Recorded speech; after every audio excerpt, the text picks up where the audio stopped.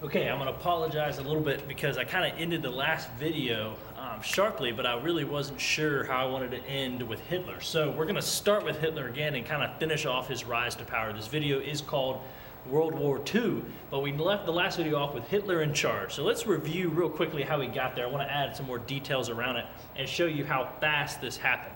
So in January 1933, the German president, Paul von Hindenburg, named Hitler the Chancellor because he thinks it's going to unify the country, right? So he names Hitler the Chancellor so the Nazis get a little bit of power. We talked about that in the last video. February 1933, there's a mysterious fire in the Reichstag, which is the German parliament building, the German government building. We talked about that in the last video. And Hitler uses that fire to convince Hindenburg to suspend civil rights. So people don't have the civil rights like we think of, right to free speech, voting, stuff like that.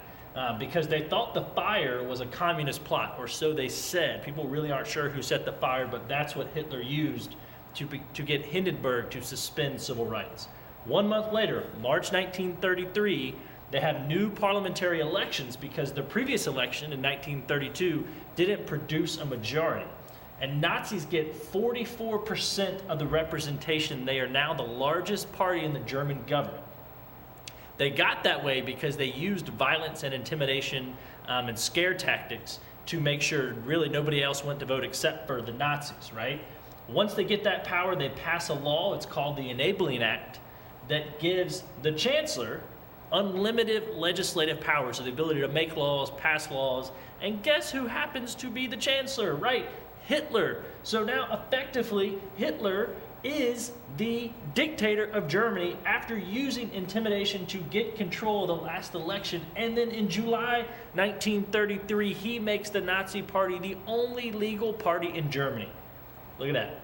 6 months, right? That Germany, or that Hitler rose to power through Germany. So he's not the only one, right? We talked about Vladimir Lenin, the Russian revolutions, and how he became the dictator in Russia when he made it a communist country and called it the Soviet Union. He took advantage of the revolutions then.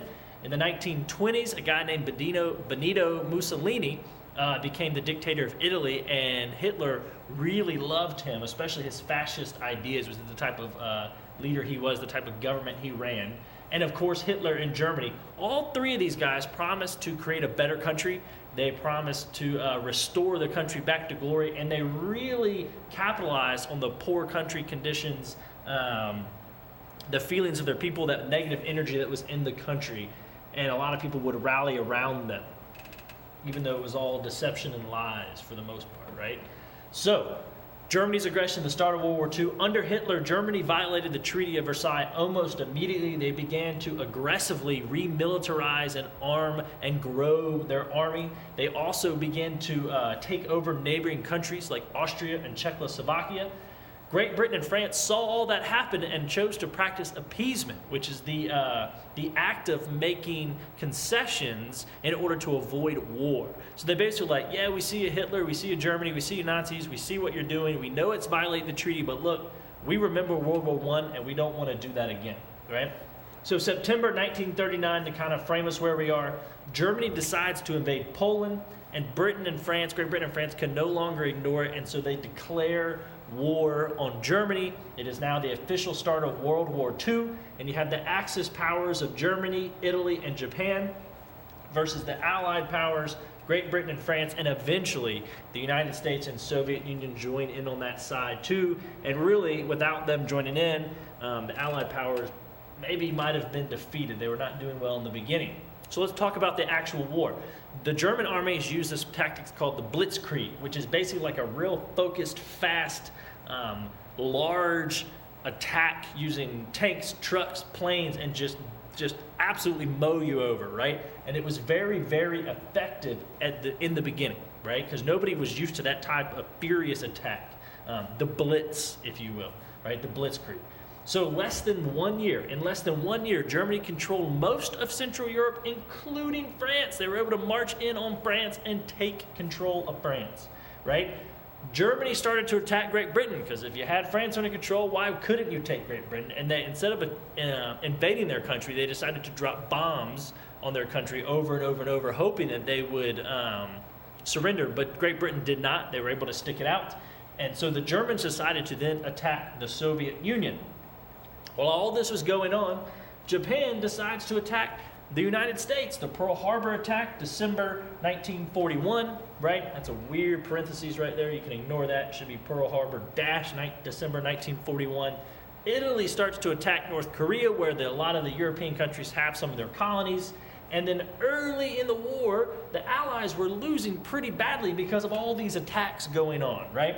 So the Axis powers were winning pretty early on. Oh no, we're gonna lose a board. Hang on.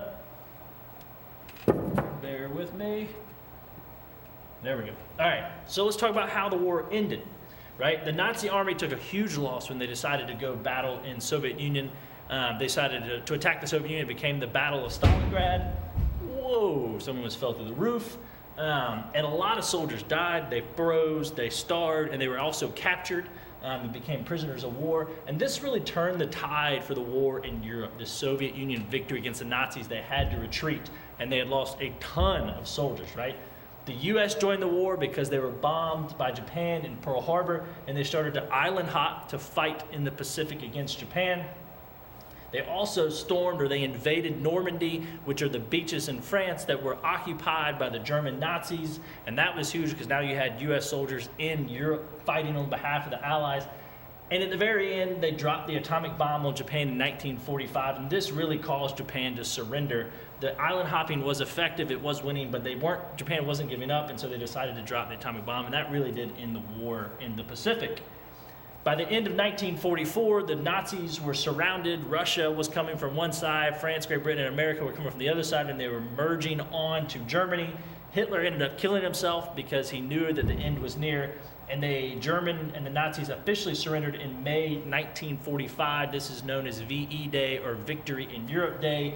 And when we dropped the bomb here on Japan, the Victory in Japan VJ Day also as well. So, of course, during all this fighting, what we know is the Holocaust was happening. It was one of the worst genocides and immoral acts in human history.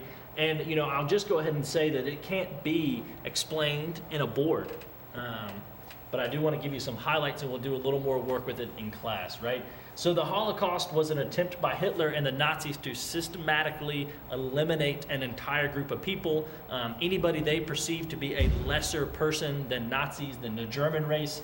Most of these people they targeted were Jewish, but other people were targeted.